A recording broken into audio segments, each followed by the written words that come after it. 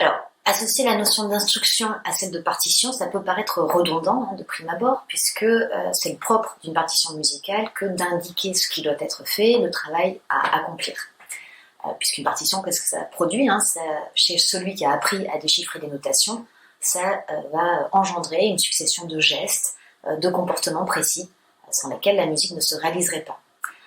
Alors, ce qui va néanmoins paru nécessaire de définir cette seconde contrée qui serait comme ça polarisée autour de la notion d'instruction et du rapport à l'action qu'elle engage, c'est tout simplement parce que le paradigme performatif inhérent à toute partition, je le rappelais en tout début de cette intervention, ce paradigme performatif, il peut devenir la principale, si ce n'est l'unique raison pour laquelle les artistes décident de s'emparer de ce mot et de cet objet. Indépendamment des questions notationnelles ou compositionnelles qui sont propres au champ de la musique écrite et dont j'ai rappelé que c'était des questions qui demeuraient très très importantes dans la première contrée, un certain nombre d'artistes vont en effet trouver en cet objet de médiation que constitue la partition un outil protocolaire leur permettant de prescrire dans l'absolu une suite d'actions à exécuter. Et ces actions, on va le voir, elles visent finalement moins à donner forme à un objet d'art qu'à organiser une expérience. Alors, je vais mentionner deux exemples qui sont tous deux représentatifs de tendances plus larges et qui par ailleurs ne sont pas exclusives l'une de l'autre. Premier exemple, c'est celui qui consiste à écrire des partitions pour faire participer le public. Et ce fut notamment le cas lors du happening en 6 parties que proposa Capro en 1959. Dans le cadre de cette performance, des instructions à la fois très simples et très précises furent en effet communiquées via de petites cartes aux membres de l'assistance qui étaient invités à se déplacer à tel moment, à s'asseoir à tel endroit, ou bien encore à se comporter librement pendant une durée précisément déterminée. Alors pour Capro, cette série d'instructions, elle avait vocation à abolir la distinction qui prévaut d'ordinaire entre d'un côté ceux qui sont autorisés à faire, à savoir les artistes, qui sont spécialement formés pour cela et qui ont a priori des compétences spécifiques, et puis de l'autre les spectateurs qui eux sont simplement conviés à regarder. Dans le cadre du happening, les uns et les autres devenaient au contraire partie prenante de ce qui arrive, non pas par convention ou disposition particulière, mais parce que tous savaient très précisément, à chaque moment, ce qu'ils pouvaient ou devaient faire ou ne pas faire, via les instructions qu'ils avaient reçues, et du même coup, l'ensemble de leurs actions, même celles qui étaient spontanées, elles avaient été conçues par Capro comme entrant en jeu partie prenante de la composition globale de l'événement. Une seconde voie d'exploration de ces partitions instructions, c'est d'écrire des partitions pour performer le réel. Je signe performer le réel comme ça, pour indiquer que c'est une expression que j'emprunte, et je l'emprunte très précisément à Barbara Formis. Cette idée, pour elle, renvoie à l'idée qu'on ne cherche pas à transformer, ou à embellir, ou à juger le monde dans ce qu'il y a de plus concret, de plus ordinaire, mais quand les artistes qui vont comme ça performer le réel, ils vont plutôt définir un cadre, créer des conditions d'écoute, de regard, plus globalement de perception, qui finalement vont modifier la perception qu'on a de ce monde. On va le saisir sous un angle esthétique, c'est-à-dire en s'attachant à ses qualités sensibles, alors que notre rapport au monde ordinaire, on s'intéresse plutôt à ses valeurs d'usage, un rapport instrumental, ou éventuellement on va envisager le monde par rapport à ce qu'il nous fait, les sentiments qu'il peut générer, les significations qu'on lui attache. Là, c'est vraiment de le percevoir dans ses qualités sensibles. Alors, je vous donne un exemple pour que ça soit un peu plus concret. C'est l'exemple de la partition dite Table Music. C'est un event score que George Brecht expérimenta pour la première fois en 1959 et qui, comme l'explique Julia Robinson, demandait aux performeurs de choisir un horaire au hasard dans le calendrier des trains. L'horaire déterminerait la durée de la période d'attention perceptive qu'ils accorderaient à leur environnement. Par exemple, l'horaire 7h16 correspondait à 7 minutes et 16 secondes, période au cours de laquelle tout ce qui serait observé par les performeurs dans la gare ferait partie de la pièce. Parce que j'ai oublié de le dire, mais ça se passe, la première fois qu'ils ont performé cette event score, c'était dans une gare à New York. Alors ces partitions, elles ont du même coup beaucoup à voir avec ce que Victor Shklovsky qualifiait dès 1917 de procédé de défamiliarisation, il parle aussi de singularisation, procédé qui pour lui est la principale fonction de l'art, fonction qui est de libérer la perception de l'automatisme, de créer de la vision plutôt que de la reconnaissance. Donc, alors que les partitions modèles, elles vont produire des objets nouveaux, les partitions instructions, elles visent simplement à décaler la perception qu'on a des choses les plus ordinaires, à les rendre étranges du simple fait qu'on leur accorde une attention spécifique. Alors, je vais à nouveau citer Capro, qui dans L'art et la vie confondus dit « Lorsqu'on vit sa vie consciemment, elle devient assez étrange. Faire attention transforme ce à quoi nous faisons attention. » Fin de la citation. Et donc, dans cette perspective, on pourrait décrire les partitions instructions comme des opérations de catalyse, du simple fait de leur existence, par les actions qu'elles invitent à faire, le type d'attention qu'elles génèrent. Elles vont contribuer à modifier non pas la substance propre d'un phénomène, mais la qualité des réactions que ce phénomène peut susciter. Alors, parce que ces partitions nous invitent à nous rendre attentifs à tout ce qui existe, au-delà et indépendamment des intentions de l'artiste ou de nos intérêts immédiats, on pourrait penser que ces partitions instructions, elles sont susceptibles de jouer un rôle important dans l'élaboration de formes non plus anthropocentrées, mais ouvertes à la diversité des agents et des éléments non humains qui composent nos milieux de vie. Et c'est finalement quelque chose qui était très présent dès la fameuse partition 4 minutes 33 de John Cage, qui nous demande en fait d'écouter tout ce qui arrive pendant ces 4 minutes 33 font partie de la composition. C'est aussi quelque chose qui se vérifie dans les track dance de Robert de Courcy, expérience de danse et de marche attentionnelle en milieu naturel, en passant par les prévisions de la compagnie Grand Magasin. Alors, j'ai pas le temps d'entrer dans le détail, dans le petit temps dont je dispose. Donc, ce que je vais faire, comme je l'ai fait pour les partitions modèles, c'est d'essayer de recenser comme ça les traits les plus distinctifs de cette deuxième contrée. Alors, en premier lieu, ce sont des objets qui, contrairement aux partitions modèles, ne reposent pas sur l'invention de notations spécifiques. Loin de chercher à développer des systèmes symboliques complexes ou sophistiqués, les artistes font appel au langage ordinaire pour définir des actions, des gestes, des comportements. La deuxième spécificité de ces partitions, elle réside dans le mode de structuration des actions. En effet, si ces partitions ont vocation à scénariser le cours de l'œuvre ou de la performance, elles vont déterminer une suite d'événements, elles s'en tiennent à cette structuration linéaire sans chercher à les synchroniser, ce que permet à l'inverse la partition d'orchestre, qui se lie à la fois horizontalement, quand on va suivre la portée propre à chaque instrument, et puis verticalement si on met en regard la mesure 1, 2, 3, telles qu'elles sont jouées simultanément par les différents musiciens. Donc il y a cette double articulation de la partition d'orchestre. Là, avec les instructions, on s'en tient à une structuration proprement horizontale. Et donc cet abandon de la verticalité, il va se manifester dans ces partitions instructions à plusieurs niveaux. En premier lieu, sur le plan des matériaux mis en jeu, qui sont considérés comme tous susceptibles d'un intérêt égal, sans distinction ou hiérarchie a priori. Donc le mouvement d'un oiseau, le mouvement d'une pierre, c'est plus rare, en tout cas la présence d'une pierre, ou le geste d'un performeur. Tout ça peut entrer en jeu dans la partition sans hiérarchie a priori. Cette horizontalité, elle se manifeste aussi sur le plan de l'œuvre, dont la forme finale, le résultat, importe moins que les processus de création qui l'organisent. Et puis, cette horizontalité, elle se manifeste aussi et surtout sur le plan des relations qui unissent l'auteur de la partition à ceux et celles qui la mettent en jeu. On l'a dit, la partition modèle, elle tend à concevoir son destinataire comme un simple intermédiaire, qui est évidemment indispensable, mais qui est relativement indifférent, puisque dans tous les cas, il doit être soumis au contrôle et au point de vue surplombant du compositeur. Avec les partitions d'instruction, au contraire, il y a vraiment la volonté de s'enraciner dans le champ du faire, de l'expérience, et du coup, la question des actions de l'interprète, la manière dont il va se saisir des instructions et les mettre singulièrement en jeu, ça devient un enjeu déterminant, voire premier, de l'écriture de la partition.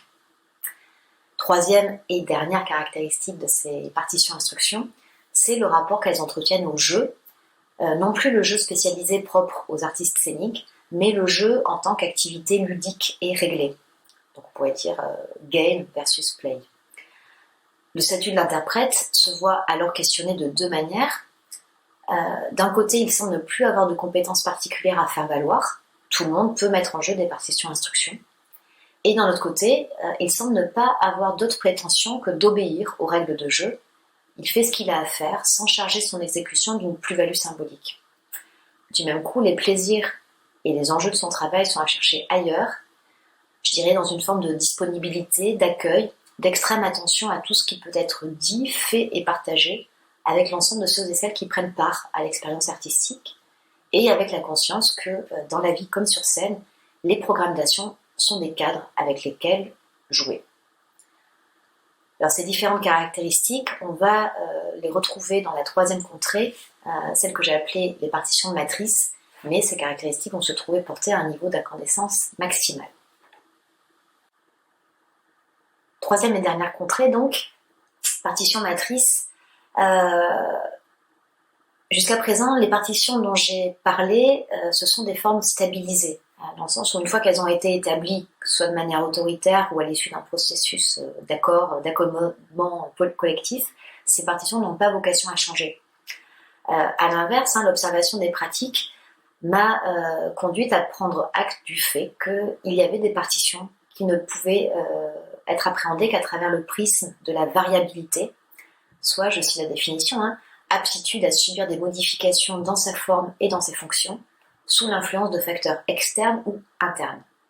Alors, on peut se dire qu'a priori, cette variabilité, c'est contraire précisément à la forme et à la fonction des partitions, mais dans les faits, on s'aperçoit que cette dimension transformationnelle, cette mutabilité des partitions, elle peut bel et bien être voulue, pensée, prise en charge par celui qui écrit la partition. On est alors dans une variabilité à facteur interne, mais elle peut aussi résulter d'une intervention externe quand cette mutation de la partition, elle est produite par un artiste autre que celui qui avait initialement conçu la partition. Alors, le premier cas, facteur interne, il correspond aux partitions dites indéterminées, c'est-à-dire que la composition n'est plus conçue comme un produit fini, avec des contours stables et définitivement fixés, mais les artistes vont plutôt envisager la composition comme un processus ouvert, au sein duquel les interprètes, par leurs actions et par leurs décisions, ils vont contribuer à faire l'œuvre. Alors cette notion de contribution, elle est vraiment très importante, puisque l'auteur de la partition, d'un côté, il cherche plus à donner forme à un ensemble définitivement structuré, indépendant de ceux et celles qui la mettent en jeu, et simultanément, il ne renonce pas à guider, à orienter la performance. Seulement, cette orientation, il va lui donner plutôt une dimension optionnelle, en recourant pour cela au principe de la combinatoire ou de l'aléatoire. Alors pour cela, ils peuvent recourir ou non aux ressources que leur offre leur environnement technologique, programmation assistée par ordinateur, vidéoprojection, mais on peut aussi penser à des systèmes beaucoup plus archaïques comme la mise en jeu de cartes tirées au sort. Dans tous les cas, les artistes élaborent des partitions qui ne sont plus statiques, uniformes, linéaires, mais ce sont plutôt des partitions dynamiques, modulaires, éventuellement intermédiaires, qui vont donner lieu à des œuvres qui varient, voire changent du tout au tout en fonction de leur mise en jeu. Alors, je vous montre très rapidement des images. Pour le versant technologique de ces partitions matrices, on peut penser à un grand nombre de pièces chorégraphiques de Miriam Goerfink. Et puis pour le versant artisanal, au protocole de jeu mis en œuvre par le Nature Theatre of Oklahoma. Voilà, je vous montre des photos, mais j'ai pas vraiment réussi de photos parlantes où on aurait vu par exemple une des membres de la compagnie montrer les cartes colorées qui sont des indications pour les acteurs. Voilà, donc vous êtes obligé de me croire sur parole ou de les avoir déjà vus en représentation. Donc ça, c'était pour les partitions matrices pensées, indéterminées par leurs auteurs. Mais il y a d'autres cas, en fait, où cette mutation, cette variabilité de la partition, elle est le fruit d'une opération exogène. C'est quelqu'un d'autre qui décide de faire varier la partition, donc indépendamment des volontés propres à celui qui en est l'auteur. Donc il y a cette dimension déjà arbitraire, de dire je prends une partition et j'en fais autre chose. Et cette dimension arbitraire, elle se trouve encore accentuée par le fait que finalement on s'aperçoit que tout peut servir de partition matrice aux artistes qui se chargent de ces opérations. En gros, il suffit de considérer l'objet ou le matériau avec lequel on travaille comme une partition, de quelque nature qu'il soit, et ça fait partition. Voilà, donc on peut se dire que cette photo va être la partition d'une danse, on peut dire que ce texte va être la partition d'un autre texte, on peut dire que cette prestation actuelle peut devenir je ne sais pas quoi. Voilà, en tout cas, l'idée c'est qu'on peut faire partition de tout. La question, une fois qu'on a admis ça, c'est de savoir pourquoi les artistes choisissent de recourir à ce terme de partition. Cette question-là, elle demeure entière. Qu'est-ce qui les conduit à considérer comme tel cet objet ou ce matériau, et surtout, dans quelle mesure le fait de les considérer comme tels va changer le rapport qu'ils entretiennent à cet objet ou ce matériau. En quoi ça va déterminer les usages qu'ils peuvent en faire. Alors là aussi, en appuyant sur les diverses observations que j'ai pu faire, Je dirais que si tout peut faire partition, et si à partir de ce tout, les artistes peuvent engendrer toutes sortes de partitions ou d'œuvres nouvelles, c'est à une double condition. La première, c'est que le matériau écrit, sonore, visuel, qui est qualifié de partition, il est conçu non pas comme une source d'inspiration, ce qui arrive très souvent, mais vraiment comme un terrain d'observation, un objet avec une conformation particulière dont on va s'appliquer à repérer des éléments et des traits caractéristiques. Donc ça, c'est ce qui distinguera, on va dire, un objet source d'inspiration d'un objet partition. Puis deuxième condition, c'est que justement l'étude de cet objet va conduire les artistes à extraire un ensemble de règles de composition ou règles de jeu, d'exécution, auxquelles ils vont se plier méthodiquement. Alors, ces relations, ces règles qu'on va établir, elles peuvent être logiques, elles peuvent être analogiques, elles peuvent être aussi complètement ludiques, arbitraires, peu importe finalement. La seule chose qui est importante, c'est que cette matrice originale, à partir de laquelle on a inventé un ensemble de règles, elle est bien ce à partir de quoi et en fonction de quoi on va déterminer un programme d'action, quel qu'il soit, une série d'instructions destinées à structurer le travail. Et là aussi, c'est une manière de procéder qui a été au cœur de nombreuses expériences dans les années 60-70, notamment au Judson Dance Theatre. Je conclus. Alors, cette troisième et dernière contrainte que dessinent les partitions matrices, c'est la plus vaste et la plus composite des trois, mais elle est elle aussi caractérisée par un ensemble de traits dont je vais très brièvement parler. En premier lieu, ces partitions matrices, ce sont avant tout des objets paradoxaux vis-à-vis de la fonction qu'on attache a priori au principe à une partition. En premier lieu, parce qu'elles sont plus ou moins radicalement émancipées de la question notationnelle. Tout peut faire notation, tout peut avoir valeur d'instruction. Mais en plus, le champ d'application de ces pouvoirs génératifs, il atteint des dimensions très étendues, pour ne pas dire limitées. En effet, au lieu de définir une œuvre précise, susceptibles certes de donner lieu à de multiples interprétations, mais qui sont normalement quand même circonscrites à l'intérieur d'un champ prévisible, les partitions matrices, elles permettent l'invention de toutes sortes d'œuvres dont il est en partie, voire totalement impossible de présumer la forme qu'elles prendront. Si je décide de prendre une carafe, donc on fait une partition de danse, vous ne pouvez pas savoir à quoi ressemblera la danse a priori. Donc le recours au terme à l'objet de partition se comprend alors du point de vue le plus général qui soit, c'est l'espace de gestation, en tout cas de conception et de génération d'un ensemble d'occurrences, les œuvres, qui finalement, à travers la diversité de leur conformation, variation, déformation, elles entretiennent quand même une relation de filiation avec le spécimen duquel elles tirent leurs origines, même si, encore une fois, la forme finale peut être totalement différente et sans rapport avec l'objet, sans rapport évident avec l'objet source. Deuxième spécificité de ces partitions matrices, c'est qu'elles reposent sur des principes de composition que Lev Manovich a définis comme étant propres aux nouveaux médias. Il y en a 4 caractéristiques, je cite Manovich: modularité, automatisation, variabilité, transcodage. Et en fait, on retrouve ces 4 caractéristiques, modularité, automatisation, variabilité, transcodage, on les retrouve dans toutes les partitions matrices, et peu importe finalement que les artistes recourent ou non à des outils de conception et de diffusion technologique. Et donc, alors que les partitions modèles et dans une moindre mesure les partitions instruction, elles donnent accès à une temporalité organisée, dont le cours est fixé une fois pour toutes, les partitions matrices, elles s'ouvrent à un temps fait de simultanéité, de contingence, de variation continue, de dynamique instantanée et improvisée. Et donc là, je ne peux pas entrer non plus dans le détail de cette partition, mais c'est une partition, une machine à générer du jeu et de la performance qui s'appelle L'immortelle mort du monde, partition matrice donc, créée par Robert Filliou en 1960. Ce qui m'amène à la troisième spécificité et dernier paradoxe des partitions matrices,